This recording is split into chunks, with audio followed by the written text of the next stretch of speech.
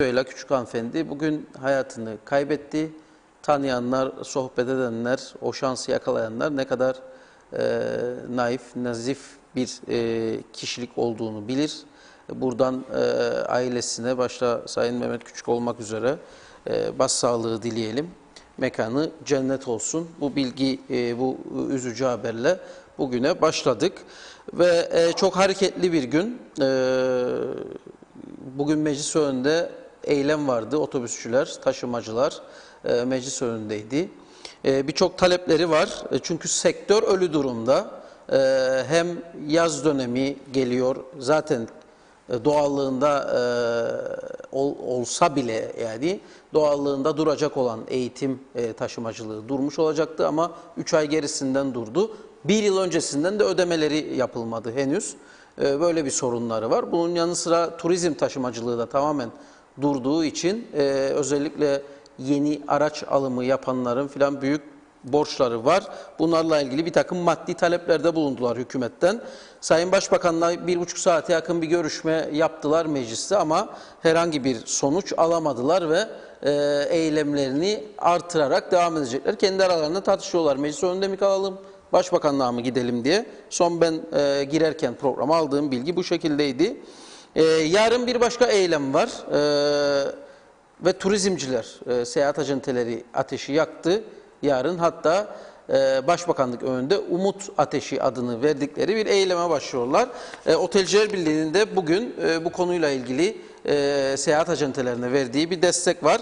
Yarın da büyük bir eylem Başbakanlık önünde bekleniyor. Yani hükümetin pandemi süreci sonrasında o pandemi sürecinde sessiz kalan her kesim artık yavaş yavaş hareketlendi. Çünkü ekonomik olarak önünü göremeyen bir döneme giriyoruz. Sektörler de buna uygun olarak hareketlenmiş durumda. Şimdi de tüm bunları ve tabii ki daha fazlasını Sayın Reşat Akar'la birlikte haftanın ilk programında değerlendirmeye başlayalım. Hoş geldiniz efendim. Evet, hoş bulduk sevgili Aytürk. Tüm izleyenlerimize iyi haftalar dileyelim. Tabii bu hafta belli ki daha ilk gününden itibaren çok hareketli bir hafta olacak. Aslında açık konuşmak gerekirse bundan sonraki günlerimiz, haftalarımız hep böyle hareketli olacak. Daha fazla hareketli olacak. Çünkü gidilecek köyün minareleri bellidir. Öyle bir durum yaşadık ki bu koronavirüs sürecinde devletin bütün organları hemen hemen sağlık ve polis dışında, sağlık çalışanları ve polis dışında hemen hemen herkes, tüm devlet kurumları, üst düzey yöneticileri çok güzel bir istirahat yaptılar. Önümüzdeki sürece yönelik ekonomik planlamalar yapılmadı ve günübirlik kararlarla olaylar geçiştirilmek istendi. Dolayısıyla bugün başlayan sıkıntılar ve yaşayacaklarımız tamamen plansızlık ve programsızlığın sonucudur. Ama önce ben de hayatını kaybeden mücadele önderimiz Doktor Fazıl Küçük'ün eşi Sayın Süheyla Küçük'e Allah'tan rahmet diliyorum, ailesine başsağlığı diliyorum. Mücadele tarihimizin çok önemli bir ismini daha kaybetmiş olduk. Allah rahmet eylesin. Şimdi tabii bugün bu kamu taşımacılarının eylemleri meclis önünde oldukça dikkat çekiciydi. Bir süre eylem yaptıktan sonra meclis içerisine çağrıldılar ve Başbakan Sayın Tatar'la ilgili bakanlarla görüşme yaptılar ama bir uzlaşı çıkmadı. Zaten öyle de bir Kariş'in listesinde öyle talepleri var ki bu hükümetin bunları karşılaması mümkün değil. Yani açık konuşalım. Biraz sonra ilgili konuyla ilgili bağlantılarımız da olacak. Birinci ağızdan onlardan da dinleyeceğiz ama baktığımızda kesinlikle ve kesinlikle hükümetin böyle bir mali ve ekonomik gücü yok. Yani hazırlıksız olduğu için hükümet bu talepleri karşılayabilecek bir durumu yok. Zaten bunu karşılamaya kalktığı anda diğer talepler gündeme gelecek, örnek teşkil edecek. Ama programın başında söylediğim gibi bu süreçte 2 ay aşkın bir süreçte hepimiz yan gelip yattığımız, uyuduğumuz için aman korona olmayalım, aman korona olmayalım ama süreçten sonra nasıl ayakta duracağımızı da bir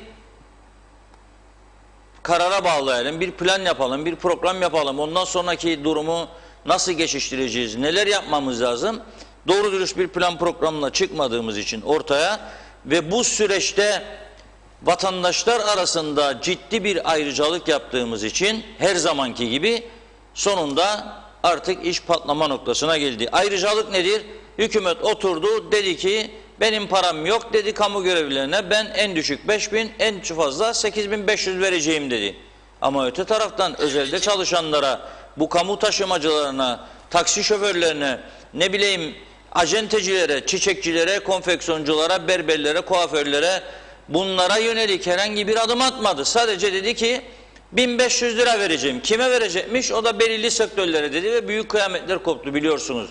Yani mesela bir insan 10 yıldır bu ülkede çalışma izinli, senin ülkene para yatırıyorsa, ihtiyaç sandığını sen alıp da başka maksatlar için kullanıyorsan, onlara vermiyorsan bunu, hiç olmazsa böylesi süreçte ben size para vermiyorum arkadaş dememek lazımdı. Ama hükümet bunu dedi maalesef ve herhalde iktidar süresinin en yanlış kararını aldı bunu yapmakla. Çünkü insanlar arasında ayrımcılık doğru bir şey değil. Özel sektördekilerine de ikişer ay, 2 ay 1.500 lira verilecek dendi. Sonra vazgeçildi. 1 ay verildi. 1 ay süreyle bu insanlar bir defaya mahsus 1.500 lira alan insanlar ki dediğim gibi bir kısmı da alamadı. Nasıl geçindiğini, bu insanların bu sıkıntılı günleri nasıl atlattığını düşünmek lazım. Dolayısıyla şimdi hayata dönüldü dediler. Tabii bir şeyi daha söylemek lazım. Bazı kurum ve kuruluşlar da bu koronavirüs sürecini yaşamazdan önce bu ülkede turizmin ve eğitimin ne kadar önemli olduğunu kavrayamadılar. Her mesele açıldığında yeter bunlardan çektiğimiz, ülke işçi doldu, ne yapacağız? Oteller oldu da ne oldu yatırım var, denizlerimizi yağmaladılar, sahillerimiz gitti, mahvolduk, bittik yahu, bunlar usandık yahu falan filan. Şimdi de o sektörlere hizmetler durunca ve satışlar olduğu gibi durunca tabii ki herkes kıymetini bu işin anladı ama İngiliz'in bir sözü var, too late. Oteller açıldı da ne oldu? Biraz sonra geleceğiz o konuya. Açılın dediler. Açıldı da ne oldu? 111 otelden ancak 30 tanesinin açıldığı söyleniyor. Onun da tam rakamını az sonra alacağız. Ama bu işler öyle oturduk da 10 kişi karar aldık da bütün ülke bunun sonuçlarına katlanacak meselesi olmamalıydı. Daha değişik çevrelerden görüşler olarak daha doğru dürüst bir süreç yönetilmeliydi. Olmadı. Dediğim gibi parayı alan ki memurların da önemli bir kısmı maaşını eksik aldı gerçi ama netice itibariyle en düşük 5.000 girdi eve ve her ay girdi. Netice itibariyle en yüksek 8.500 girdi ama her ay girdi. Bu taraftan işini kaybeden, mağazasını kapatan, iş yapamayan binlerce insan ilgisiz bırakıldı, aç bırakıldı. Şimdi açılınca toplu taşımacılar tabii ki geçmişten alacaklar da vardı, bir yıl şikayetleri vardı. Ama bu sürece kapalı geçirdiler. Bundan sonra nasıl iş yapacaklar, kimlere iş yapacaklar? O da çok önemli. Nüfus azaldı. Öğrencilerin büyük bir kısmı gitti. Çalışma izinlerin büyük bir çoğu gitti. Ve çok önemli bir şey söyleyeceğim. Hani geçen gün dendi ya işte 4.500 lira verecekler, 4.400 neyse gelmek isteyenler 1 Temmuz'dan önce işçiler ve öğrenciler KKTC devleti sadece kendi vatandaşlarının karantina süresince masraflarını karşılayacak dediler ya, bazı kesimler de bizim işimizden tabii ki ödesin. Ödesinler canım, devlet ne ödeyecek bunlara falan filan dediler.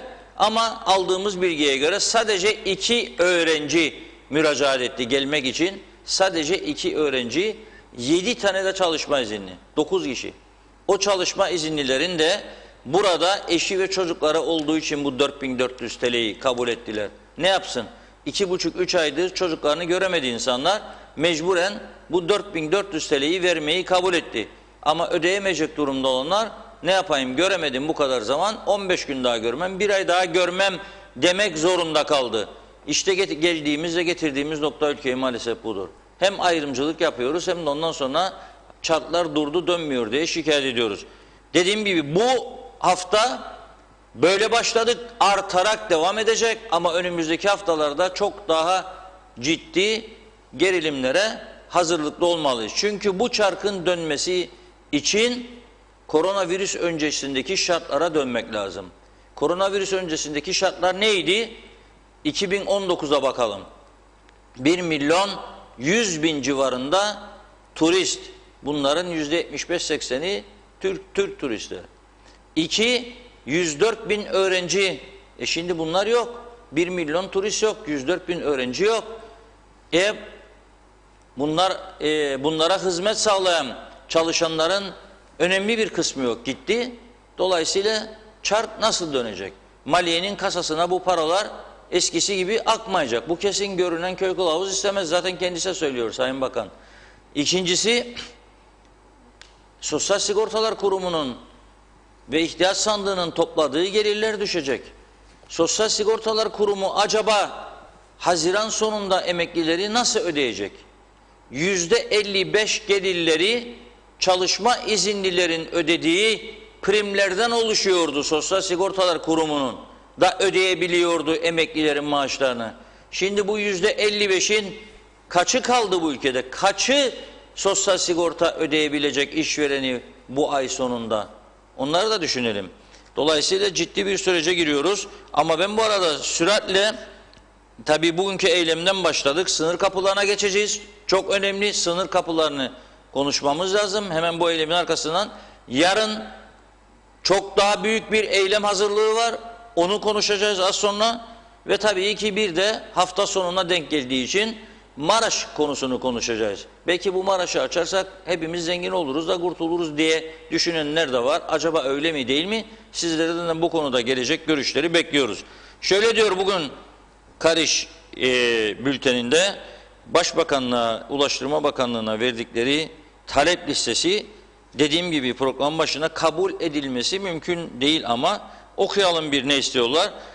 Pandemi sebebiyle çalışamayan tüm emekçilerimizin ve işletmecilerimizin 1 Eylül 2020 tarihine kadar ihtiyaç sandığı sosyal sigorta primlerinin hükümet tarafından yatırılması. Neyle yatıracak? Para yok. Emekleri ödeyemeyecek diyorum. Biraz önce söyledim, bu ay sonu veya bilemediğiniz Temmuz sonu. Açık ve net. Yani içeriden de aldığım arkadaşlardan bilgi bu doğrultuda.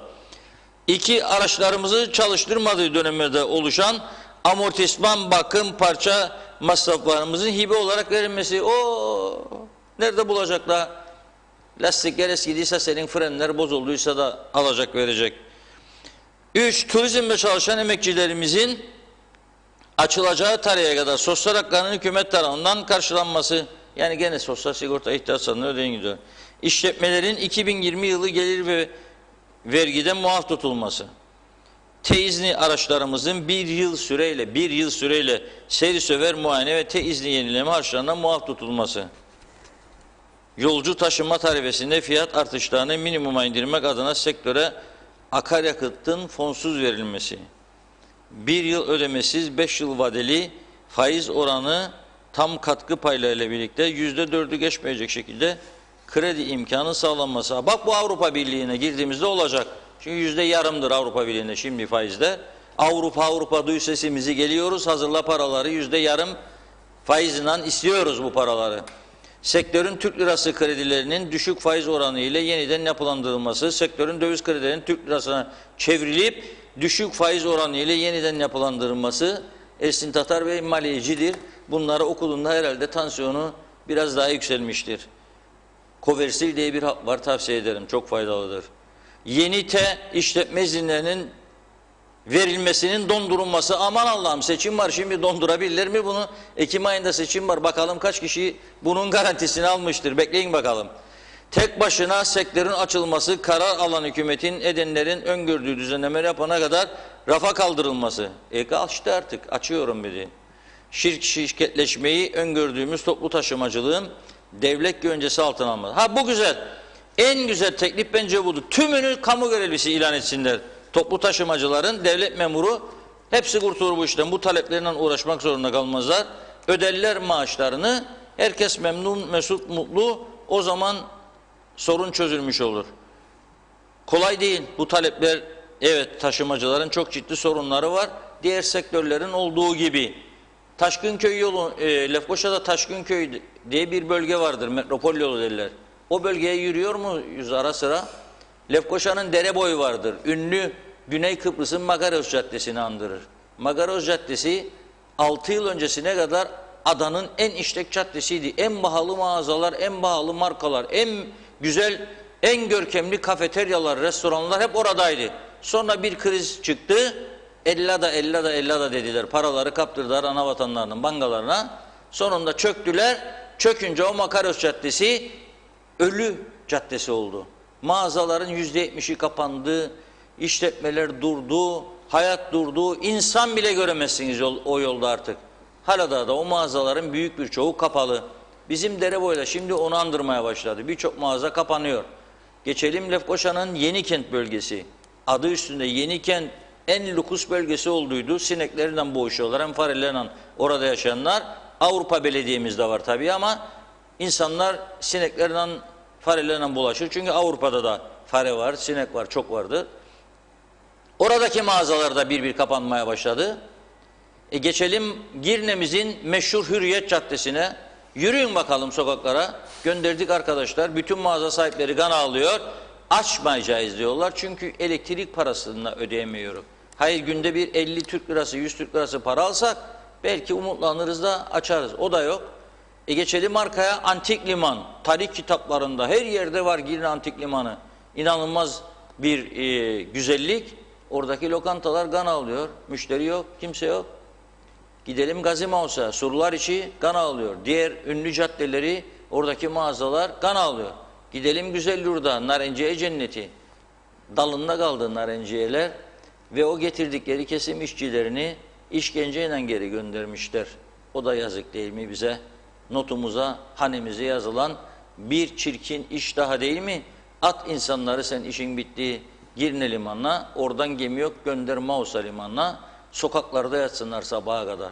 Önümüzdeki yıl sakın çağırmayın onları. Narenciye bahçen varsa arkadaş, buradan bulduklarından yapacaksın bu işi. Sen de sıvacaksın kolları, aldım hazır Rum'dan da buldum değil, alacaksın makası, öğreneceksin toplamasını, budamasını, çapalamasını, yapacaksınız bu işi artık. Bitti. O dönemler geçti. Getir eve çağır, hanımın beli ağrırmış, geçsin temizlikçi. O eşimi temizlikçiler olmuş 150 lira, 200 lira. Nasıl ödeyeceksin ya temizlikçiyi? Hanımın beli ağrırsa krem sürecek, geçecek. Olmaz yani bu iş. Kendi halimize dönmemiz lazım artık. Gerçek halimize. Bu süreçler bitecek. Bitecekti zaten bir gün. Korona etkili oldu, daha erken bitiyor. O yüzden gerçekten ciddi bir durumla karşı karşıyayız. Güzelyurt Çarşı'da kan ağlıyor. Oradan sorduk arkadaşlarımıza, aman Allah'ım dediler. Hiçbir şey yok. Kepenk indirmek üzereyiz. Peki bütün bunlara baktığımızda bundan sonrası için nasıl güzel hayaller kurabiliriz? Hep beraber oturalım, düşünelim. Maliye'nin kasası boş. Türkiye ile yaptığı protokola güveniyor, para gelecek diye, ama Türkiye bu paraları öyle gelişi güzel vermeyeceğini açık seçik beyan etti. Gelecek olan paralar savunma maksatlı ilk etapta harcanacak. Askerin elektrik, su ve gıda masrafları karşılanacak. Turizm, açın dediler otelleri. Kapalı olduğumuz sürenin parasını da getirin, yatırın dediler. Getirmezseniz açmayık ha dediler. Açmayacak deyini de başkaları aracılığıyla dövmeye çalıştılar. Açmayacaksın ha dedi, açmayacaksın ha. Ver Allah Allah. Her gün sosyal medyada orada burada saldırı üstüne saldırı, iftira üstüne iftira, yalan üzerine yalan. Bu da tabii dünyamıza girdi artık. Parayı verirsin, saldır buna dersin, saldırırlar. Al parayı saldır ve emredersin abi diyor, saldırıyor. O yüzden ciddi bir sürece geldik. Şimdi bu ciddi süreci nasıl atlatacağımızı düşünelim. Evlerimizde otururken de düşünelim. Dükkanın kapısından içeri girerken de düşünelim, çıkarken de. Nasıl geçecek bu süreç acaba? Bugün hiç olmazsa 1550 tane güneyde çalışan işçimizin güneye geçme için fırsat kolladığı gündü. İki toplum lideri Cumhurbaşkanı Akıncı ve Rum lideri Nikos Anastasiadis 8 Haziran üzerinde mutabık kalmıştı.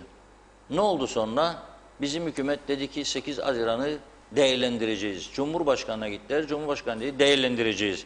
Son haberi okuyayım size.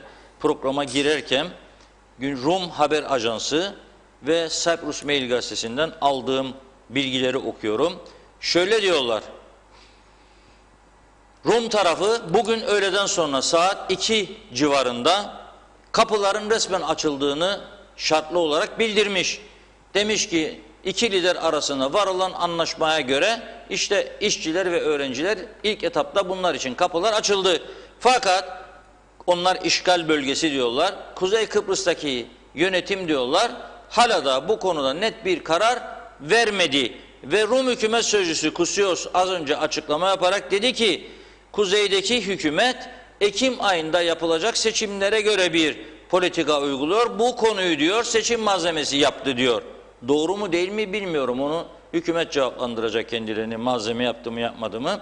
Ve bu arada bu Cyprus Mail internet sitesinde metaanda bekleyen bizim 2-3 tane işçimizi da olduğu bir fotoğraf yayınlıyor. Boş tabii kapı. Güneye doğru bakıyorlar, Rum kesimine doğru. Ve o fotoğrafla da diyor ki işte geçemediler diyor. Özgür bölgelere bu çalışanlar. Dolayısıyla bugün onlar gidemedi. Ne gün gidecekleri de belli değil. Telefonumuz hazır. Evet, Bakalım isterseniz. telefonumuzu bir saniye daha bekleteceğim. Bu işçilerimizden Gürcan Osman Baba vardır. Osman Baba çok paylaşım yapıyor diye gözümden kaçmıyor paylaşımları. Böyle diyor. Biz güneyde çalışanlar için 15 günü yani 1 Temmuz diyor ya bizimkiler, politik oyuna çevirerek 1 Temmuz diye siyaset yaptınız. Sözleşme mi yaptınız diyor, o gün bulaşmayacak bize diyor. Yani koronayla sözleşme mi yaptınız? Şimdi bulaşacaktı, bugün gitseydik daha birinde gidersek korona bulaşmayacak diyor. Altan Karakuş da cevap veriyor kendisine. O da güneyde çalışan bir arkadaşımızdır. Yok kardeş diyor, biz vatan hainiyik diyor. Siyasete kurban gittik, güneyde işledik, euro alırık diye dillendirdiler diyor. İnsanları bakın diyor, böyle yaptılar diyor, yazıklar olsun. Cansu Özmert de diyor neyi bulaşmayacak diyor. Bu virüsün bitmesine daha çok zaman var diyor. Elbette buluş devam edecek. Herkes uzun süre dikkatli yaşamalı. Bulaşacak olan bulaşacak diyor. Ama diyor zengin ülkeler bile açtı kapılarını. Bizimkiler sırtını nereye dayadı diyor. Çok merak ederim. Hakikaten nereye dayadılar? Ben de merak ederim sırtlarına. Evet. Şimdi programın başında konuştuğumuz konu Kariç'ti. Kariç eylemiyle ilgili de yeni gelişmeler var. Sanırım bunu şimdi eski başkan Fuat Topaloğlu telefon attığımızda alalım bakalım neler yaşandı bugün, son bilgiler neler. Fuat Bey merhaba. Merhaba, kolay gelsin. Sağ olun. Evet, galiba bir komite mi kuruluyor? Son nedir bilgiler? Sizler girdiniz, görüştünüz arkadaşlarınızla birlikte. Sanırım Sayın Atakan'la da görüştünüz, Sayın Başbakan'la da görüştünüz. Alalım sizden son bilgileri. Evet, doğrudur. Sayın Maliye Bakanı da vardı. Milli Eğitim Bakanı da. Takriben 2 saat süren bir görüşme oldu. Netice o an için olumsuz çıktı. Hükümetin kredi dahi veremeyecek durumda olduğunu, çalışma yapacaklarını söylediler. Biz de eylemimizin devam edeceğini söyledik. Son durum böyle. İlgili bakanlıklardan yeniden komite kurup değerlendirmek isterler. Tabii şunu netlik kazanması lazım. Bu dün olan bir olay değil. 2 aydan beridir sadece talep pandemi sürecidir.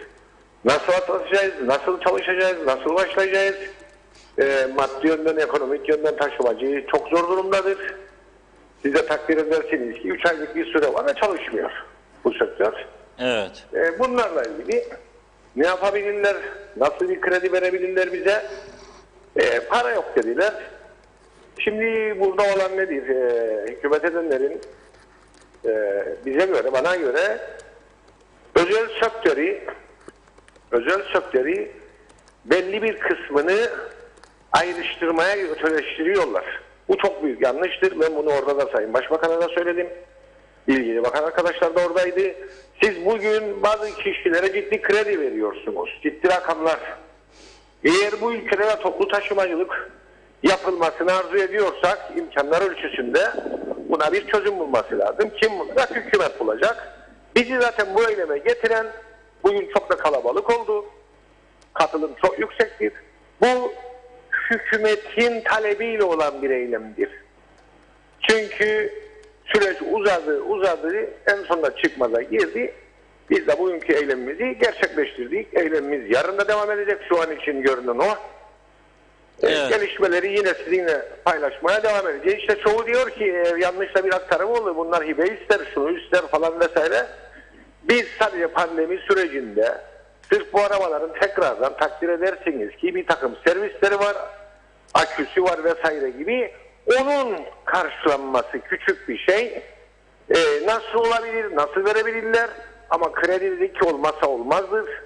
Uzun vadeli olsun, sırf geri dönüşü olsun bu kredinin. Çünkü bir yıl daha toplu taşımacılık bu ülkede çok zor günler geçirecek. Şimdi siz Fuat Bey, Buyurun. şimdi bu taleplerinizi okuduk biz biraz önce buradan da. Gayet. 12 maddelik talep var. Tabii Evet. siz de birçok sektör gibi haklısınız. İşsiz kaldınız, parasız kaldınız, evde Evet. evi geçindirmekte zorlandınız. Araçlar oturdu, tekrar çalışması için para ister. Bugün bir arkadaş hatta lastiği çıkardı, hortumu soktum dedi depoda. Doğrudur. Az mazot kaldı, şuma kadar mazotum kaldı dedi falan. Doğru da bu taleplerde bulunurken bu hükümetin bunu karşılamayacağını düşünmüyor musunuz? Yani yok bunlarda. Var mı hükümette para? Size ne dediler? Var mı? Şimdi bakacağız. Şimdi ben yok olduğuna inanmıyorum. Az önce de söyledim. Eğer siz ciddi rakamları bu ülkede sermayeye kredi olarak verirseniz ve bunlar banka hesaplarına aktarılırsa başka banka hesaplarına bu ülkede bizlerin ne olduğunu toplumun büyük bir kesiminin öteleştiriyorlar. Onun için söyledim ben. Anladım. Ha. Peki siz diyorsunuz o zaman ki paramız yoksa zaten toplu taşımacılıkla ilgili yıllardan beri hükümet edenlerin bir politikası yoktur. Hem otobüsçü eleştirilir, dar şartlarda, zor şartlarda sürdürmeye çalıştık. Bizim yapımız dört dörtlük bir toplu taşıma hizmetimiz hayır tartışılır ve bu şekilde kalmasını da istemeyiz. Şirketleşme olsun vesaire olsun, iklim koşullarına göre arabalarımızın yeni olması lazım, ring servisleri olsun vesaire. Bundan sonraki bir konu. evet. Ama siz derseniz bu ülkede 15 bin kişi endirek ekmek yer. Ciddi bir sektördür toplu taşımacılık. 15 bin. 15 bin tabii. 15 bin tabii. Peki bir şey Ciddi sorayım. Şimdi bu ülkede turizm de öldü şu anda. Evet. Ve kolay kolay da canlanmayacak. Öğrenci sayısı da azaldı. Evet. Bu 15 bin kişiden kaç kişi sizce devam edebilecek bu mesele? Daha göre %50'si el değişecek veya tamamen vazgeçecek. Zaten herkes arayış içinde. Şey de olmasın, bugün bankalar birkaç tane meslektaşımızın yatırım yaptılar, ödeyemediği için arabalarını aldılar. Gördün mü? Banka gibi kuruluşlarda da aynı şekilde oldu. Bu milli bir servettir. Biz kamu hizmeti yapıyoruz. O zaman diğer sektörlere olduğu gibi devletin, hükümet edenlerin bu sektöre de el atması gerekir. Siz derseniz bugün vatandaşınıza ciddi bir sektöre ben size kredi verecek yahut ne şartlarda verebilirim ve bunu net bir şekilde izah edemezseniz bu çok ciddi bir şekilde düşündürücüdür. Evet. Neden derseniz yine derim ben ötekileştiriyor bazı kesimler özel sektörde de ciddi bir şekilde. Şu andaki hükümette benim anladığım kadarıyla ciddi sermaye sahiplerine hizmet etmektedir. Krediler alınır, ondan sonra mevduat hesabı açılır başka bankalarda. Buyursunlar, takip etsinler. Ama hep bunu bir dakika, bu çok önemli bir iddiadır. Yalnız diyorsunuz ki bazı insanlara kredi verdi, onlar da aldı daha yüksek faizden gitti bankaya yatırdı diyorsunuz. Doğrudur. Doğru, takip etsinler. Parayı takip etsin Merkez Bankası. Biz sadece sektörde kullanmak için, sadece taşımacılıkta kullanmak için bu günleri en az bir yıl var önümüzde. Sırf bu günleri atlatalım diye. Toplu taşımacılık bu ülkede devam etsin. Çünkü çok ciddi bir kesim var bu toplu taşımacılıktan evine ekmek götürüyor. Hükümet ne yapar? Nasihat. Zaten bizim nasihata ihtiyacımız yoktur. Bu sektörde çalışanlar, bütün meslektaşlar belli bir tecrübesi vardır. Hem hayat tecrübesi vardır hem meslek tecrübesi vardır. Kimse kusura bakmasın. Yani netice olarak eylemimiz devam ediyor. Devam edeceksiniz sonra- eyleme. Edeceğiz tabii. Edeceğiz tabii. Yarınki eyleminizde ne vardır? Yarınki eylemimizde gelişmelere göre hareket edeceğiz. Yine basınına bilgi vereceğiz. Evet, daha kararlaştırmadınız yani. Gayet tabii, gayet tabii. Şimdi tekrar söyleyeyim, burası ada ülkesidir. Ada ülkesi ekonomisi olması gerekir. Herkes işini yapması lazım bu saatte. Hükümet edenlerin de toplumun tüm kesimine destek olması gerekir. Bu pandemi döneminde. Bugün arkadaşımızın bir tanesi ne acıdır ki arabasına mazot kodu. Ben yeni telefonu aldım konuştuğum zaman evime dedim ha mutfağıma ekmek götüremem. Ne yapacaklar? Makarna, bulgur mu gönderecekler? 8-10 kişiye pay etmesinler o kredileri. Düşük faizlerden. Da başka bankalarda şey atsınlar, mevduat atsınlar. Doğru. Kolay gelsin. Açıkçası bunu hem halka, çünkü bu ülkede ahmak insan yoktur. Açıkçası bunu halka açıklamaları lazım, sektörlere söylemeleri gerekir. Bize de taşımacılara da hayır bizim öyle bir sıkıntımız yoktur diyecekler. Biz toplu taşımacılık istemiyoruz bu ülkede. Biz zaten kararlıyız, olmazsa şeye bırakacağız işte, park yerine bırakacağız araçları. Buyursunlar onlar çalıştırsınlar. Bize de maaş versinler. Toplu taşımacılık isterlerse. Çünkü öyle bir gücümüz yoktur. 15.000 kişi dediniz bu işin içindedir. Gayet tabii. Araç sayısı belli mi? Kaç bin tane otobüs var taşımacılık yapan? Şu anda büyük küçük sadece güzergahlarda ve öğrenci taşımacılığında çalışan 1000 kusur araç vardır. 1000 kusur araç var. 1000 kusur ayrı normal hatlarda çalışan araçlar, ayrı turizmde. Turizm canlanması oldu. Sektörden ciddi krediler aldı. Arkadaşlarımız oldu ve otobüs aldılar. Bu otobüslerin bazıları da bankalar tarafından geri toplanır. Ya hepsi durur boşa. Ben bu ülkenin vatandaşıysam ve kamu hizmeti yapıyorsam lokomotif sektör diyorlar. Tamam, saygı duyarım, çok güzel bir şey. Turizm evet destekliyoruz. Arkadan gelen vagonlar ne oldu? Turizm sektöründe esas bacağın bir tanesi toplu taşımacılıktır. Ya. Ama onu da istemediler biliyorsun sen. Ona Evet, da evet. önemsemediler. Önemsemediler. Önemsemediler. Hala da aynı. Oteli açtı, uçak yok. Oteli açtın, uçak yok. Nasıl işleyecekler, para verecek sana da bir daha. Neyse. Kolay gelsin size. Hükümet edenlerin tekrardan bu halka, bu topluma doğruları, gerçekleri ve adaletli olması gerekir diye düşünüyorum. Evet. Sayın Topaloğlu, araçlar ne yapıyorsunuz? Bırakıyorsunuz meclisin önünde? Son karar Araçlar nedir? şeyde kalır. Evet, bu akşam Lefkoşa'da belki bir kısmın kalkar şeye gelir. Ulaştırma Bakanlığı ve Başbakanlık tarafına park Evet. etmek için. Yani son durumumuz bu şekildedir. Ya Başbakanlık önünde yarın çok büyük eylem var. Turizm eylemi var. Turizm. Siz de orada olursunuz herhalde. Ben size şöyle bir haber vereyim.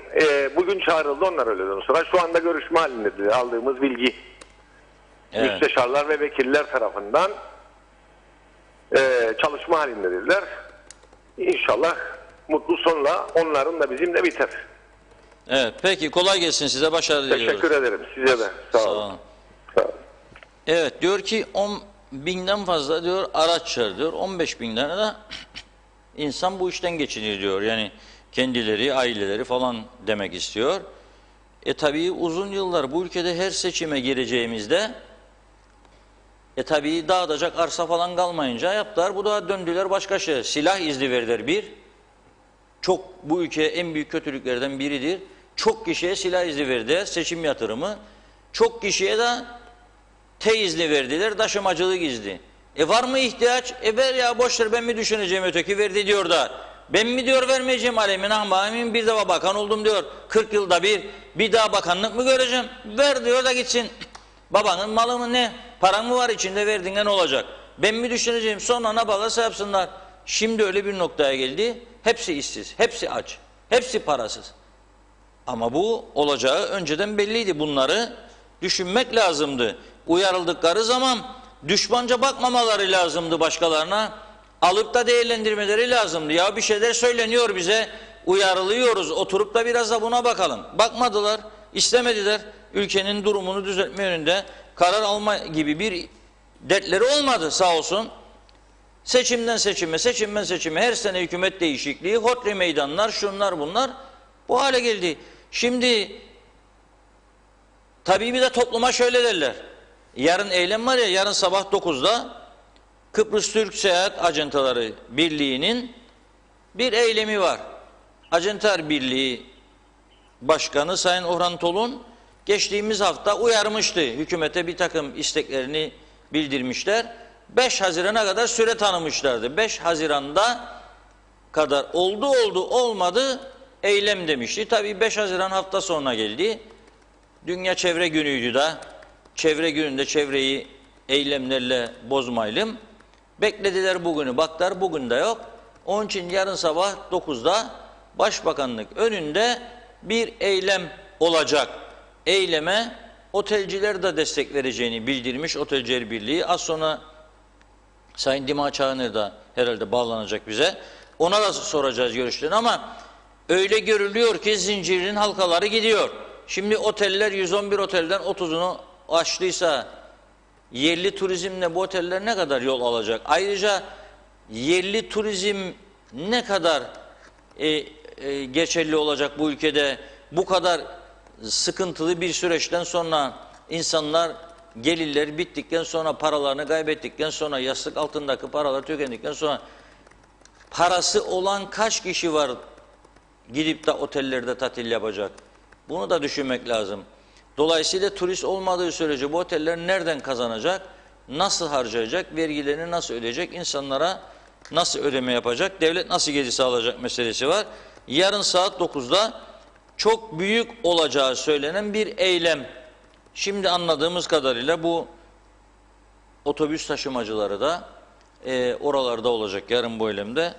Daha büyük bir kalabalık ortaya çıkabilir. Ama hükümet de öte taraftan yarınki eylemi durdurmak için elbette girişim yapacak haklı olarak. Çünkü eylemler devam ettiği sürece hükümetin sıkıntısı artacak da. Fakat anlıyoruz ki yapılan görüşmelerde kendilerine ülke şartlarının bu taleplere yanıt veremeyecek durumda olduğunu söylüyor hükümet de. Yani para yok diyor. Para yoksa ben senin sosyal sigorta ihtiyaç sandığı primlerini nasıl yatırayım diyor. Para yoksa ben senin işte bakım onarım giderleri dediğin onları nasıl vereyim diyor. Kredilerini nasıl erteleyeyim? Bankalara zaten söz geçiremiyor kimse. Bankalar istediği gibi faiz ayarlaması yapıyor. İstediği gibi uygulama yapıyor. O yüzden işleri zor ve bu iş Haziran'ın işte gördüğümüz gibi 2. haftasında başladı. Bunun arkasından başka sektörlerin de geleceğini tahmin etmek zor değildir. Taksiciler var, restorancılar var, aşçılar lokantalarına kaç kişi çalışıyor acaba? Nasıl gidiyor işleri? Bilen var mı? Bunlara da bakmak lazım. Hepsi bunların görüldüğü gibi turizm sektörüyle bağlantılı işler, zincirleme. İnanır mısınız? Sandviç yapan insanlar vardır, sandviç yaparak geçimini sağlayan. Koronavirüs öncesinde sorsaydınız, turizmin bizim ne ilgimiz var derlerdi. Bir tanesi geçen gün bir arkadaşımıza demiş ki, ya biz de öyle zannederdik de demek bize de faydası vardı. Neydi ya faydası? Daha çok satardık eskiden, şimdi eskisi gibi satamıyorum.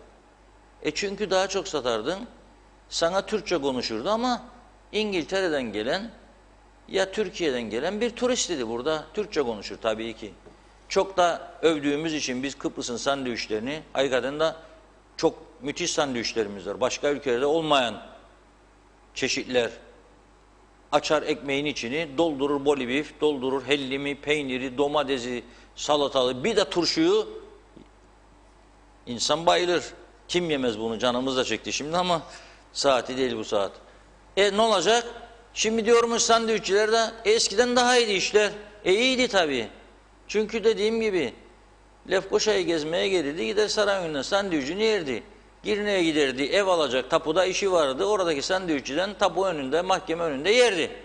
Şimdi nüfus azalınca o da azalacak. İşçiler vardı, öğrenciler vardı. Hepsi gitti bunların. Ya bunları düşünmek lazım. Bu süreci nasıl atlatacağımıza dair de fikri olan varsa çıksın konuşsun. Hükümetin işi çok zor. Bu saatten sonra yeni proje üretmek, karar üretmek ve başarı sağlamak hiç de kolay olmayacak. Çünkü zaman geçmiştir. Zaman geçmiştir. Buna bakarak şunu açık ve net bir şekilde hükümetimize söylemekte fayda vardır. Hiç olmazsa bir an önce sınır kapılarını açınız. Bakınız bugün Kıbrıs Türk Ticaret Odası ve Güney Kıbrıs'taki Kıbrıs Ticaret ve Sanayi Odası. Onlarda Ticaret ve Sanayi Odası bir bütündür. Bizde ayrı ayrıdır. Bizim nüfusumuz 8 milyon olduğu için onlar da 800 bin. Onlar da az nüfus birleştiriyorlar. Bizim 8 milyon olduğu için çok sanayici var. Binlerce sanayici var. Binlerce iş yeri var. Biz ayrı ayrı. O kadar çok yani dernek cemiyetimizin olmasının sebebi de budur. Yani 2000 tane dernek var Kuzey Kıbrıs'ta. Cemiyet aynı amaçla kurulmuş 18 tane kadın örgütü, 25 tane çevre örgütü. Avrupa'nın en pis çevresi de Kuzey Kıbrıs'ta. O yüzden ne yapmak lazım? O yüzden çok sayıda örgüt kurmak lazım ki mücadele büyük olsun. Şimdi diyor ki bu iki örgüt sınır kapılarının açılmasını destekliyoruz ve bu konuda da birlikte uzun zamandır çalışıyoruz. Artık açılsın bu kapılar diyor. İki tarafın ticaret odaları. Elbette açılmalı. Çünkü sadece güneyde çalışan 1500 kişinin gidip orada çalışması için değil, iki taraf arasında ticari ve ekonomik ilişkinin başlaması için bu kapıların bir an önce açılması şarttır. Bizde bazı kesimler aman da ne olacak, Rumlarda hala pozitif çıkıyor diyor. Ya aman da ne olacak? Olacaksa olacak. Yani korumanı yapacaksın, maskeni takacaksın. Geçenlerden de belge isteyeceksin Rum tarafının isteyeceği gibi. Esas sorun nedir bundan sonra? Bugün Diyalog Gazetesi'nin yazdığı gibi Anastasiadis diyor ki sınır kapılarının açılmasından sonra Türk tarafının yaptığı gibi ben de diyor herkesi kayıt altına alacağım. Şimdi bizim taraf her geçenden ver bakayım kimliğini derdi. Alırdı kimliği giderken başlardı yazmaya adı soyadı, anne adı, baba adı, kimlik numarası, araç plakası verirdi sana kimliği giderdin. Geri dönerken gene alırdı. Ama Rum tarafı sadece giderken alırdı kimliği. Kimlik numarasını yazdığı zaman oraya kimlik kartı numara. Hele daha önce geçmişi olan biri ise onun zaten kimlik numarasını yazdığı zaman otomatikman ismi falan da orada çıkıyordu. Ama dönüşün onlar ikinci bir kimlik yoklaması yapmazdı. Nasıl olsa orada kameralar vardır. Dönenleri kameralar kaydediyor. Bir olay olursa kimlerin dönmediğini kamerada bulmak çok kolay. Ama bizim tarafta bu uygulama yapılmadığı için dönerken de kimlik bilgileri alınır yazılırdı. Uzun kuyruklar oluşurdu. Şimdi Rum tarafı diyor öyle mi diyor 20 sene ben yapmadım size bunu diyor. Ama bundan sonra diyor ne yaparsanız ben de yapacağım. Madem böyle yaptınız diyor esas devlet de benim diyor. Meşru devlet diyor. O yüzden ben de yapacağım diyor. Ve uzun kuyruklara da şimdiden alışmamız lazım. Ama bu iki oda, ticaret odaları liderleri sıkıştırırsa Rum lider tabii bizim liderimiz kadar sıkıntılı değil çünkü ondadır yetki. Bizim liderimiz dönecek bir de hükümetimizi ikna etmeye çalışacak. Hele 11 Ekim seçimleri öncesinde kolay mı hükümeti ikna etmek? Çatışma olması lazım ki iki taraf pay alabileceğini düşünsün bundan. O yüzden bilmiyorum bizde nasıl olacak ama daha çok kapı açılması için liderlerin çalışması ve ilgili örgütlerin de bunları desteklemesi lazım. Mesela bir Mausa kapısı Lefkoşa'da niçin açılmasın? Mausa kapısının açılmasına büyük fayda var. Mesela Baf kapısı var yayalar için. Niçin açılmasın? Orası yaya geçitleri için çok uygun olur. İki taraf birbirinin çarşısına daha kolay girer. Baf kapısı da açılırsa arabalı geçişlerde daha hızlı geçiş imkanı sağlanır ve insanlar rahat eder. O yüzden liderlerin üzerindeki sorumluluk çok büyüktür. Ama liderleri de tek başına bırakmak olmaz. Halktan da talep gelmesi lazım. Ama ben inanıyorum ki Ercan Havaalanı turizm amaçlı açılmasının öncesinde bu kapıların, Kıbrıs'ta kara kapılarının açılması için daha çok örgüt harekete geçecek. Çünkü sıkıntı arttıkça kapılara ihtiyaç da artacak. Bunu şimdiden görebiliyoruz ve hükümete de diyoruz ki insanların ayaklanmasını beklemeden, sınır kapılarına dayanıp bizi dünyaya rezil etmelerini beklemeden, yani bakın Türkler dayanamıyor, aç kaldı bu Türkler, artık zor durumdadılar, perişandırlar, eylem yapıyorlar demelerine fırsat yaratmadan bu kapıları kontrollü bir şekilde açalım. Koronadan korkanlara için söylüyorum, tırnak içine kontrollü, yani sağlık sertifikası isteyerek açalım. Sağlık sertifikası olan, maskesini de takan adamdan da korkmayalım, bırakalım gelsin depoya, benzini doldursun, gidip bir şeyler de alacaksa bakkaldan alsın dönsün. Dolayısıyla bir an önce bu konuda karara varmak gerekir diye düşünüyoruz. Evet, çok sayıda yorum tabii birikti, bir saati buluyor program. Bu arada telefon bağlantımızı da alalım. Orhan Bey sanırım toplantıda ona ulaşamadık ama Dima Bey'i deneyebiliriz. Ben de bu arada alayım yorumları.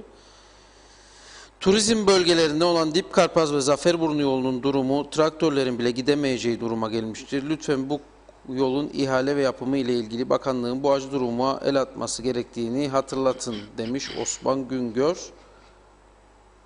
Bakan bu konuda açıklama yaptı dün sosyal medyadan. Her şey hazırmış. Allah kerim. Covid'in kontrol altında olduğu başka bir ülkeye gitmiyoruz. Kendi ülkemize çalışmak, evimize ekmek götürmek istiyoruz. Serkan Çobanoğlu Güney Emekçileri adına yazmış bunu.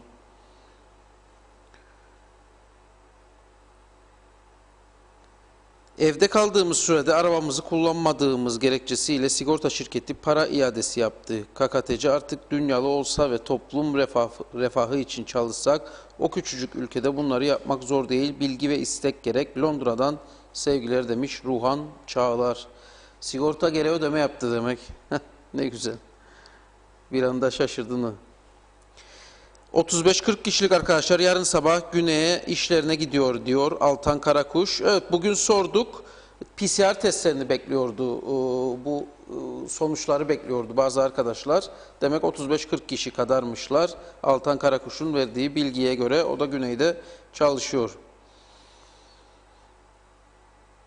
Biz ne zaman kendimiz olduk ben hatırlamıyorum. Siz hatırlıyorsanız bize de söyleyin. Ganimet dönemi mi, erken yaşta emeklilikte mi yoksa erken emekli edilip tekrardan siyasi amaçla arazi zenginliği edilenlerle mi, yolsuzlukların üstünü örtmekle mi yoksa kara para aklamakla mı, yoksa esrar eroin satışlarının ayyuka çıkmasıyla mı kendimiz olduk diye soruyor Tamer Mehmet. Çok başka bir konudan bahsediyor Şengül. Karşılığı narinciye dalında kaldı. Limon markette 7.50 lira diyor. KKTC turizm için açılmak istemiyorsa Kuzey Kore'ye benim sesin kapalı olmak daha iyi olur. Zeki Yaman. Evet. Dolmuşlar ne zaman başlayacak? Var mı bilgisi olan? İşte onu konuşuyoruz. Hükümetle Kariş, yani dolmuşların da bağlı olduğu Kariş'in sorunu var. Çözemediler henüz. Evet, telefon bağlantımız hazır. Otelciler Birliği Başkanımız Dima Çağınır hattımızda. Sayın Başkan merhaba. Merhaba Aysu Bey, hayırlı yayınlar. Merhabalar başkan. Selamlar Aysu Bey, nasılsınız? Sağ olun Dima Bey. Konuşuyoruz. Yarın bir eylem var, sizin de destek vereceğinizi öğrendik. Az önce bu kamu taşımacıları, onlarla konuştuk. Karış'ta eylemleri vardı. Eylem bitmedi. Tabii bu yarın sizin turizm sektörünün eylemi olacaksa onlar da büyük bir ihtimalle size katılacaklar. Çünkü eylemlerini tamamlamadılar, bitmedi. Devam edeceklerini söylüyorlar. Araçlarını Başbakanlığın önüne çekmiştir önemli bir kısmını. Dolayısıyla bu yarınki eyleme bir artı destek olacak gibi ama son durum nedir? Biz sizden öğrenelim. Evet, bu yarın planlanan eylem KİSSAP önderliğinde, Acenteciler Birliği önderliğinde yapılıyor. Biz de turizm paydaşı olarak, Otelciler Birliği olarak KİSSAP'a destek vermek amacıyla yarınki eyleme biz de katkı koyuyoruz. Buradaki amacımız hem Seyahat Acentecileri Birliği'nin talepleri var. Onların yerine getirilmesi için bir hükümete uyarı niteliğinde, hem de ülkede turizm bilinci için, turizmcinin farkındalığı için yapılmış bir eylemdir. Çünkü turizm sektöründe direkt olarak 20 bin kişi çalışmakta, indirekt olarak binlerce insanı etkilemekte olan bir sektördür. Ama bu süreç içerisinde bizim sektörümüz, turizm sektörü hiç yokmuş gibi, sektörün sıkıntıları, ki dünyada bu koronadan en fazla etkilenen sektör turizm sektörüdür. Bütün dünyada turizm sektörüne yönelik paketler açıklandı. Değil ekonomik paketler, turizm sektörüne ayrı ekonomik paketler açıklandı. Ama biz bu ekonomik paketlerden hiçbir tanesinden bir fayda alamadığımız gibi ilk aşamada içinde olmamamız için de, bu değerlendirmelerin içinde olmamamız için de bütün çabalar yapıldı. Sonra zorla ikna ettik bizim sektörler dahil edilsin. Ve 1 Haziran tarihiyle açıldığımızı öğrendik. 1 Temmuz itibariyle de uçak seferlerinin başlayabileceğini öğrendik. 1 Haziran'la 1 Temmuz arasında bizim sektör olarak kime hizmet edeceğini bilmediğimiz bir sektör olarak çalışmaya başladık sayılıyoruz şu anda hükümet nezdinde. 1 Temmuz'da da uçaklar başlayacak, turist kabul edeceğiz ama hangi şartlarla kabul edeceğimizi, hangi ülkeden hangi şartlarla kabul edeceğimizi bilmediğimiz, nasıl bir turizmle karşılaşacağımı bilmediğimiz bir döneme doğru girmekteyiz.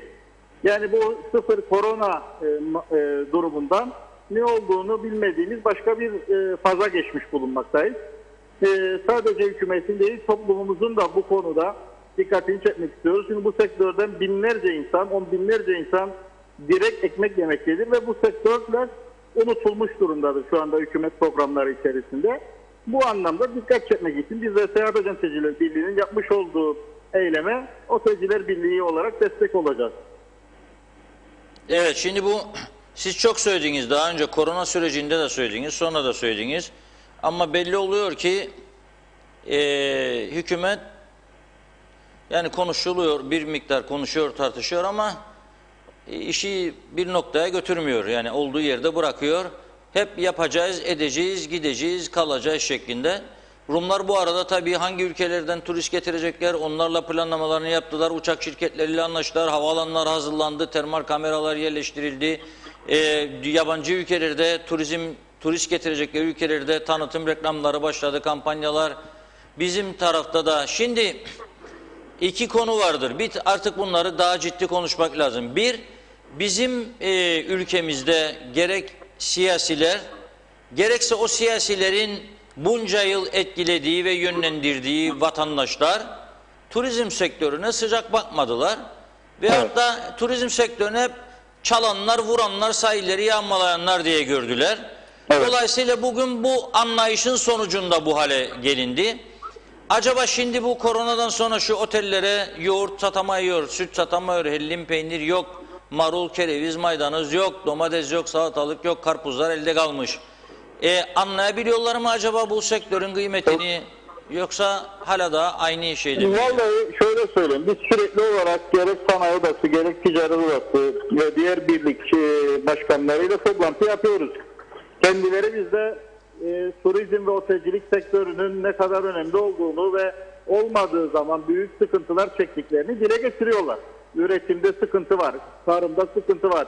Biraz önce söylediğiniz, bugün belli tarım ürünleri markete giremiyor.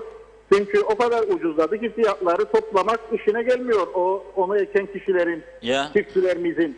Şimdi bu noktada bunların tüketilmemesi nedeni ülkede belli bir nüfus oranında turistin olmaması ve daha da kötüsü, konu sadece turiste değil, bu turistik tesislerde çalışan insanların gerek satın alma güçleri, gerekse de zaten belli bir nüfusta çalışan da adayı terk etti. Dolayısıyla turizmin ne kadar etkili bir sektör olduğu günlük hayatımızda yaşanıyor. Bugün taze kesilmiş tavuk bulmakta sıkıntı çekiliyor. Çünkü tavuklar biliyorsunuz belli bir günde kesilmek zorunda. O kadar tüketilmediği için dondurucuya atılmaktadırlar. Dolayısıyla aslında turizmin her anlamda, turizmden geçinmeyen bir evin bile buzdolabına başka etkileri bulunmaktadır.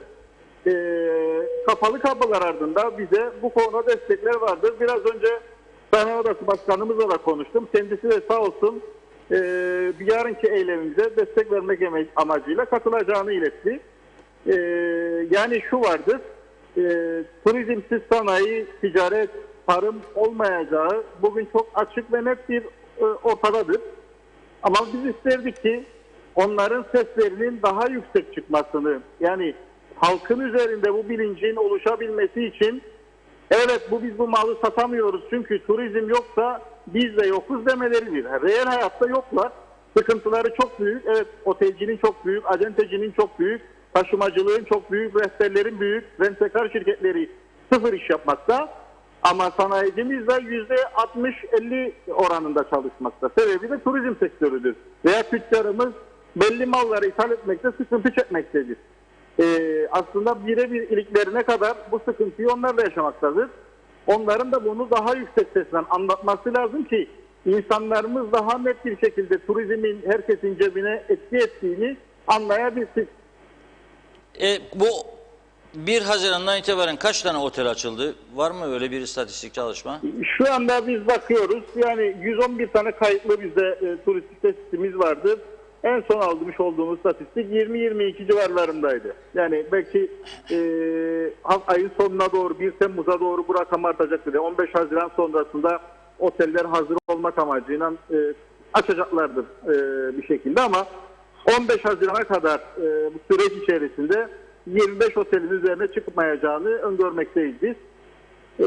Yani baktığınız zaman şu anda %80 oranında kapalıyız. %80 kapalı. Bu uçakların ne zaman başlayacağına dair bir bilgi verdi mi hükümet yoksa daha o da... Vallahi zaten bizim de sıkıştırmaya çalıştığımız şudur. 1 Temmuz'dan itibaren denildi. En azından bu 1 Temmuz'dan itibaren kelimesini kaldıralım. 1 Temmuz'da biz bu ülkeden gelecek olanları şu şartla kabul ediyoruz diye bir karar üretmelerini istedik. Bunu geçen hafta başında Bakanlar Kurulu'ndan önce çok açık ve net bir şekilde dile getirdik. Ama maalesef çıkan Bakanlar Kurulu kararından yine sadece tarihin kendisi çıktı ama içeriği yok. Ama biz de biliyoruz ki belli ülkeler riskli sayılacak. Onlar PCR testi veya belli ülkeler çok riskli sayılacak. Onlar karantinalı gelmeye devam edecek. Biz şu anda reklam yapamıyoruz. Çünkü hangi ülkeden hangi turisti alacağımızı bilmediğimiz için sanıyorlar ki biz 1 Temmuz'da açıldığımız zaman reklam yapacağız. Ama turizm öyle bir şey değil. Rezervasyonları önceden almamız gerekiyor bizim. Biz 1 Temmuz'da açtık. Bu ülkeleri açtık derlerse bize. Biz o zaman şu demektir. Temmuz'un sonuna kadar zaten otellerin sayılarını talep olsa bile toparlama şansımız olmayacak. Yani bir ay daha kaybetmiş olacak. Dolayısıyla bize lazımdı 1 Haziran'da Temmuz'da birinde açılacağımızı söylerken hangi ülkelere açılacağımızı ne beklentisi içerisinde olmamızı söylemeleri gerekirdi. Söylenmedi ve hala da söylenmiyor. Uyarmamıza rağmen bu çalışma bir türlü bitmiyor. Dediğiniz gibi Rum tarafı yaklaşık bir ay öncesinden hangi ülkeden nasıl geleceğini belirledi. Pazarlama yaptı, reklam yaptı, havayolu şirketlerini bağladı, koştu. Biz havayolu şirketleri bizden haber bekler. Yani ne zaman uçacak oraya, nasıl uçacak bilmezler programlarındaydık. Türk Hava Yolları açıklama yaptı. Ben 1 Temmuz'a kadar iptal ettim dedi. Çünkü onların niyeti Temmuz, Haziran'ın onu gibi belli bir seferlere başlamaktı ama olmadı. 1 Temmuz'da Türkiye'den bir misafir geldiği zaman karantinaya mı girecek, PCR'lı mı girecek, nasıl girecek bilmiyoruz. İngiliz'i 14 gün karantina istemeye devam mı edeceğiz? Yoksa rezervasyonunu geleni alalım, PCR testini diyelim. Operatörler bizden cevap bekliyor.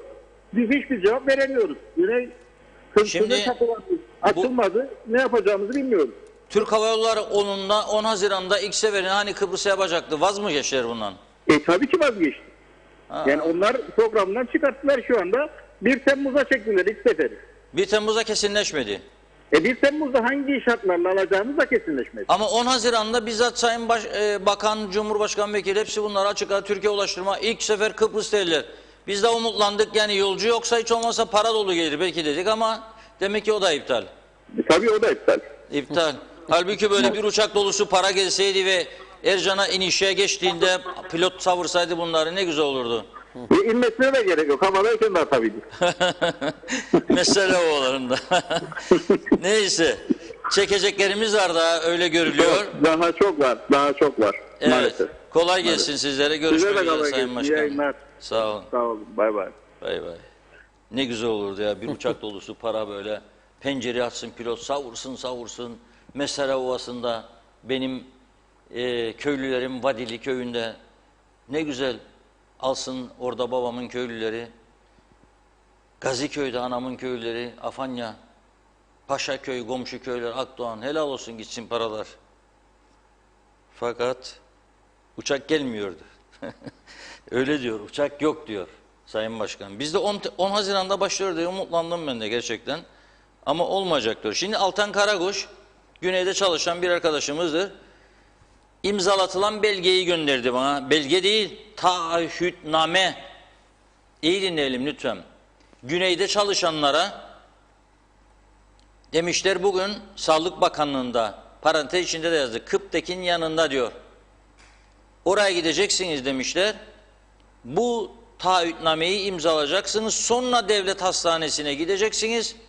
Onkoloji bölümünde diyor, eski binanın arkasındaki yeni bina diyor, 5. katta PCR testi yapacaksınız diyor. Sonuçlar da diyor yaptığınızdan bir gün sonra 5'te çıkar diyor. Taahhütnameyi okuyorum. Ben aşağıda imza sahibi ve kimlik bilgileri olan ben gene diyor, dünyada ve ülkemizde yaşanan Covid-19 salgını nedeniyle bir daha yaşanan süreçte, çok güzel Türkçeleştirilmiş yani, iş ve çalışma hayatımı sürdürmem amacı ile Güney Kıbrıs'a kapanan geçiş kapılarından, çok güzel Türkçe bu, geçişlerin serbestliği kararı alınana kadar Güney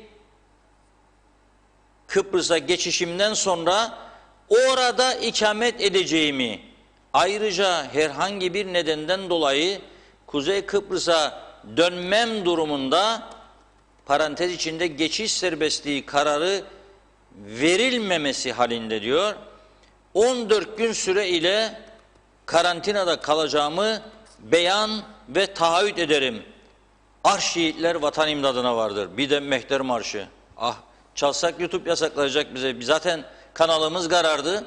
Şimdi bir de Facebook'tan yayın yapıyoruz. Mehter Marşı'nı çalsam şeyi vardır, telif hakkı vardır. Facebook'ta kapanacak. Onun için çalmayalım en güzeli. Çok güzel bir şey bu. Böyle olacak. İnsan, devlet kendi varlığını göstermek zorundadır. Şart, şart, şart, emir, emir, emir, taahhütname, taahhütname. Verin gitsin bakalım emirleri. İnsanlar da evinde aç otursun. Ondan sonra ne güzel vatan yarattık ve devlet yarattık. Böyle bir şey olmaz. Olmayacak da.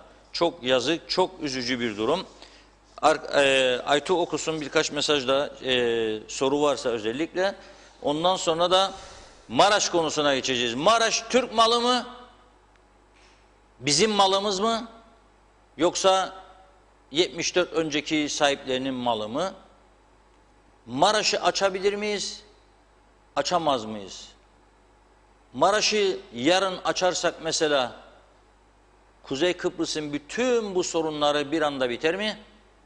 Yoksa Kuzey Kıbrıs'ın bu sorunların bitmesi için Maraş'ı birilerine çok büyük para karşılığında vermemiz mi önemli? Bunu konuşalım. Tartışmadan zarar gelmez. Gizli gizli sinsi planlar yapanlardan korkun daima. Kapılar arkasında konuşup da bazı senaryolar yazanlar ve onu uygulamaya koyanlardan korkun. Ama açık konuşmalardan hiç korkmayın çünkü zararı yok, faydası var. Fikir tartışması dünyanın en güzel şeyidir ve demokrasinin de gereğidir. Bundan niye korkacağız? Maraş bizimdir diyenler var, bizim değildir diyenler var. 7-8 sene öncesine kadar, hatta 5 sene öncesine kadar hiç kimse Maraş bizimdir demedi.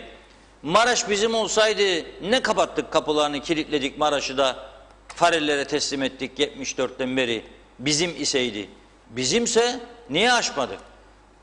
Geç mi öğrendik bizim olduğunu? Bir otelin bodrum katından çıkınca mı öğrendik dostlar? Öyleyse açalım Maraş arkadaşlar. Arşiitler vatan imdadına. Mehter Marşı'yla girelim, açalım ve zenginleşelim. Eğer Maraş bizim değilse, bize Maraş'ı birileri açtırmayacağını bildirdiyse, o zaman niye bu konuyu her gün tartışıyoruz? Maraş'ı paraya ihtiyacımız varsa ve bir an önce elden çıkarmak istiyorsak, bulalım birilerini, verelim Maraş'ı alsın. Biz de bir süre daha elde edeceğimiz paralarla bu sıkıntıları aşalım.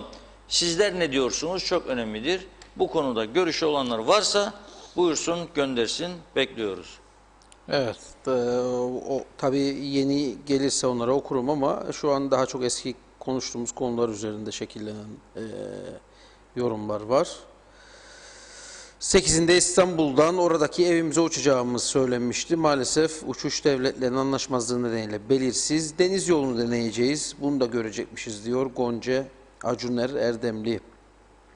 Devlet gibi herkes borçlandı ve geçindi. Şimdi normalizasyon zamanı. ELISA testi negatif olanlara turizm kapılarını artık açmalı. Eğitim içinde. Bu geçerli diyor Hasan Nihat Erduran.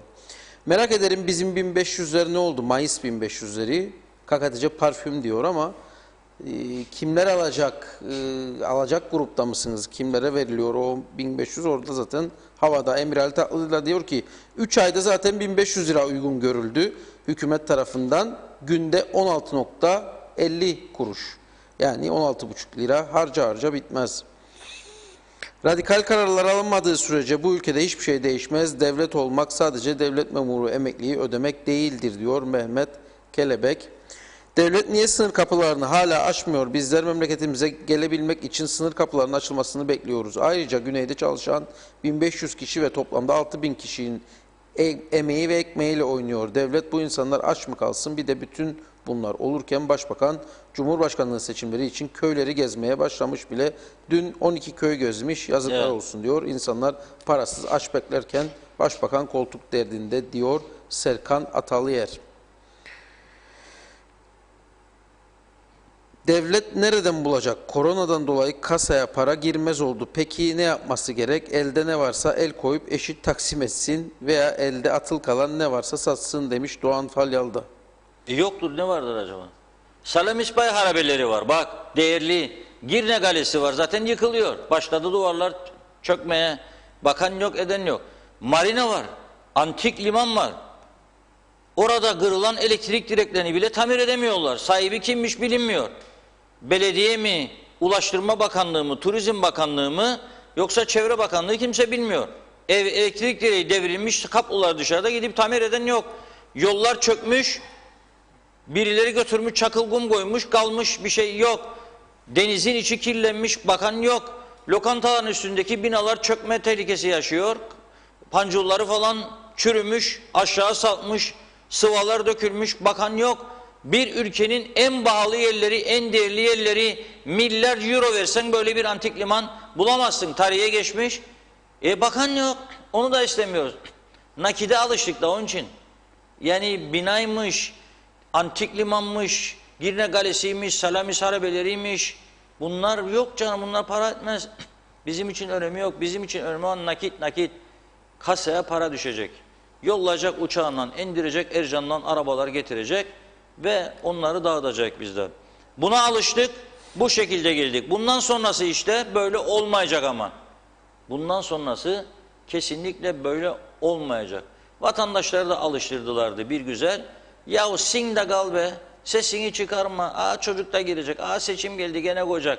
Yahu söz verdi bana işte Ersin Bey, söz verdi bana Faiz Bey, söz verdi bana Mustafa Bey, söz verdi Yakup Bey. O dönemler geride kaldı. Söz mez yok. Baktım bugün bir sendika daha eylem uyarısı yaptı. Bugün vergisen. Onu gördüm. Bakın ama çok önemli bu. Kuzey Kıbrıs Türk Cumhuriyeti'nin nasıl bir anlayışla yönetildiği ve nasıl bir ülke olduğunu, yani biraz ciddi düşünelim artık bu kadar zaman geçmekle birlikte.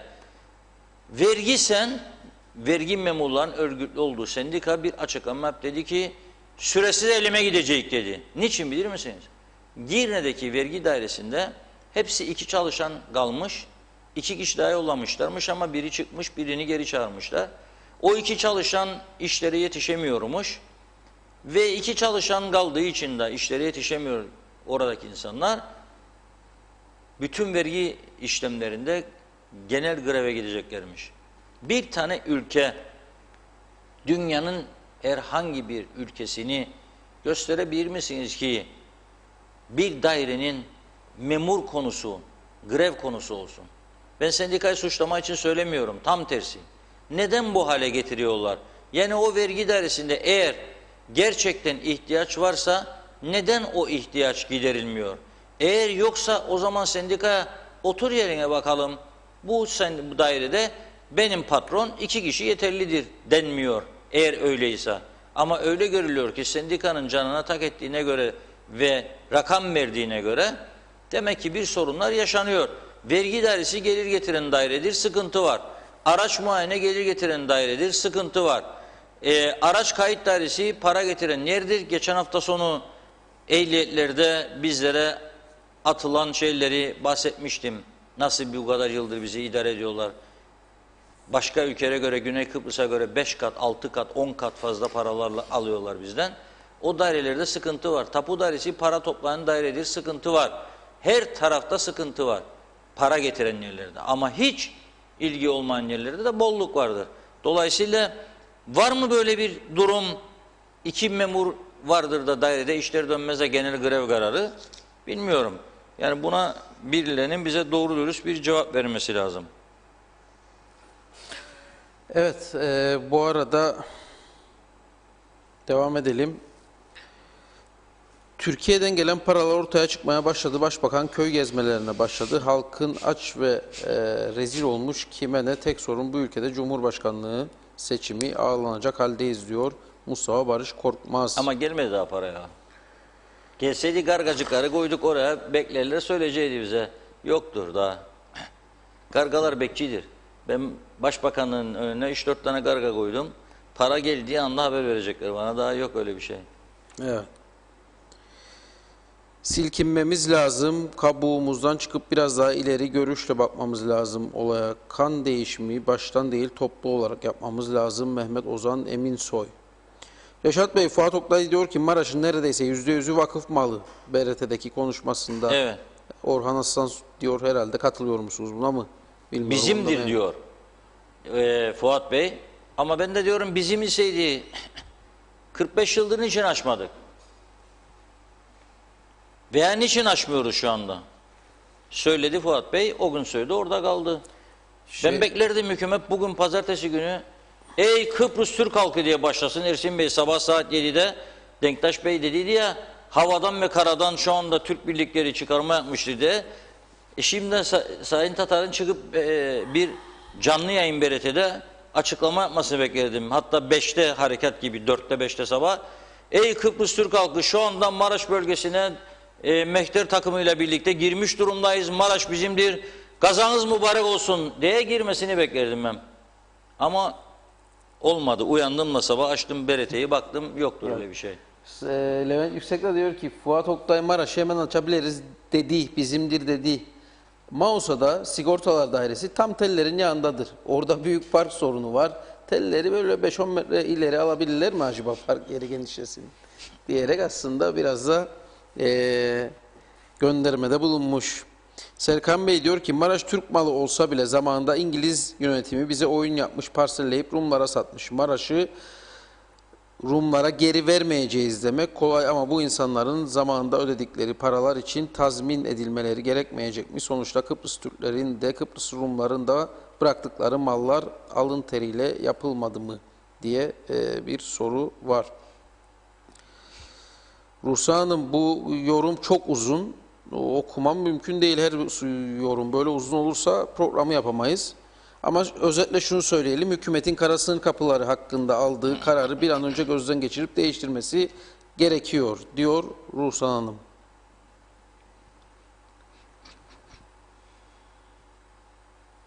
Evet, Başbakan köyleri geziyor ama bugün meclisin önüne tenezzül edip çıkmadı. Ama içeri davet etti şeyleri,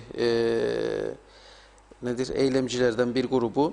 Cihan Köroğlu diyor, bugün duydum ki kamuya istihdam yapılmış, doğru mu diye soruyor. Ben öyle bir şey duymadım ama eğer olmuşsa da belki pandemiden önce yapılan, çıkılan ve sınavların filan yapılamadığı dönemden olabilir. Sadece olabilir diyorum, bilmiyorum. Bizim 1200'lerde alınmadı Oğuz Bey. Ne 1200, ne 1500, ne 800 hiçbiri yok. Bu hükümet olsa şalteri kaldırır. Diyalog TV tüm Kıbrıs Türk halkının sesini ve yurt dışındaki insanlarımızın sesini engellemezlerdi. Mustafa Kosovalı. Doğru söyledi. Biz dedi, bu çok önemli. Geçen gün Siz bugün yazdım. kaleme aldınız buna. Muhtaç edilmeyelim diye bir yazı yazdım. Ben Mustafa Bey okumadıysa okusun. Diyalog gazetesinde bu saate bitmişti. Birçok bayide yoktur biliyoruz aldığımız rapor. İnternette bulup okuyabiliriz. Sayın Fuat Oktay Türkiye dedi Kıbrıslı Türkleri kimseye muhtaç etmez. Kuzey Kıbrıs Türk Cumhuriyeti etmeyecek dedi. Biz de bugün diyaloğa da bağlayarak bir yazı yazdık. Maalesef muhtaç olduk ama yangınlar 45 yıldan sonra ilk defa Rum uçakları geldi söndürdü yangınlarımızı. Biz yaktık, onlar söndürdü. Muhtaç olmayalım. Bir ay sonra Anamur'dan su akmazsa buraya, bir ay sonra su isteyecek Rum tarafından. Tenekeler ellerimizde, sınır kapılarına yakın çeşmeler koyacaklar. Herhalde ki vardır. Gençlik Gücü, Lefkoşa'da Gençlik Gücü grubunun yanında var. Vaf kapısında da var bildiğim kadarıyla. Gidip dolduracak. Bidonlarla gelecekler. Girne'den doldurup bidonu gidecek. Evinde suyu kullanacak. O noktaya gelebiliyoruz. Yani Türkiye'nin yaptığı yardımları, katkıları hiçbir zaman inkar etmedik, etmeyeceğiz de yerindedir. Fakat son yıllarda buradaki hükümetlerin de protokollere, imza atılan protokolleri uygulamaması yüzünden ciddi bir sorun yaşanıyor. Ciddi bir sorun yaşanıyor ve burası birçok yere Rum'a şu anda muhtaç olduğu durumlar vardır. Peki biz ne yapalım? Biz kime muhtaç olalım? Yani Türkiye devletinin bütünlüğünü, varlığını yok edecek bir kurum değildir diyalog. 7'den 70'e 7 yaşındaki çocuğa sorun, 70 yaşındaki adama, 90 yaşındaki insana sorun, tam tersini söyler. Bunu Türkiye Cumhuriyeti'nin buradaki yetkilileri de Sayın Büyükelçi ve diğerleri bilmiyor mu? Bu ülkenin en güvenilir kurumu olduğumuzu, Türkiye ile ilişkilerde çok hassas olduğumuzu, insan haklarına büyük önem verdiğimizi, demokrasi, özgürlük, barış, sağ olsun, sol olsun her kesimden bizi sevenlerin olduğunu, adanın bütün köylerini karış karış gezerek insanlarla bütünleştiğimizi, daima ülkenin iyiliği için hem Kıbrıs'ın hem Türkiye'mizin iyiliği için çalıştığımızı bilmiyorlar mı? Bizim şalterimizi ne kaldırıyorsunuz da bizi başka yerlere muhtaç etmek isteyenler çıkıyor ortaya. Soruyorlar bize, niye gidip Rum tarafı üstünden çıkmıyorsunuz, Pile'ye gidin çıkın diyenler oldu bize çok. Ne gideyim Pile'ye de çıkayım, niye muhtaç olayım? Benim ülkemde vatandaşlarımın %95'i TürkSat uydusu üzerinden televizyon izliyor. O TürkSat üzerinden televizyon izlendirmeye devam edecekse beni yönettiğini iddia edenler, o zaman benim uydumu kesmeyecek. Duracak karşısında dimdik. Eğer TürkSat'a muhtaç olmadan yayıncılık yapılması istiyorsa, ki onu yapması lazımdır yıllar öncesinden hükümet, o zaman bir karar alacak, hepimizi yerel bir kanal üzerinden bütün insanların izleyeceği şekilde oradan çıkaracak. Yok ki 6 tane özel televizyon, 3 tane BRT kanalına sen her ay 100.000 dolara yakın para ödüyorsun KKTC devleti olarak, ama içinden bunların profesyonel kadrosu olan en büyük yatırımı yapan bir kurumu kapatacaksın. O olmaz. Doğru bir değildir. Hakkımızı aramaya devam edeceğiz. Bizim yanımızda olan herkese teşekkür ediyoruz. Bu hakkımızı verinceye kadar onlar mücadelemize devam edeceğiz. Vermezlerse ilerleyecek yolumuz vardır. Başka yöntemler de olacak ama bu uğradığımız haksızlığın bedelini de talep edeceğiz. Maddi ve manevi yönden talep edeceğiz. Umarım bu yanlıştan dönülür ve bizim uydu hakkımızı tekrar verirler. Bu yanlıştır. Bu yanlış bu şekilde devam edemez. Bize yapılan haksızlığın bir an önce giderilmesini bekliyoruz. Evet, peki noktalayalım. Diğer yorumları da yine ertesi gün, diğer günlerde de okuruz. Devam ederiz zaten, her gün önümüze gelen gündemler görüyorsunuz. Birbirinin kopyası, konuşmaya, daha iyi aramaya devam edeceğiz efendim. Bugün adına noktalayalım programımızı. Yarın tekrar 16.30'da birlikte olmak dileğiyle diyelim. Herkese hayırlı, güzel günler.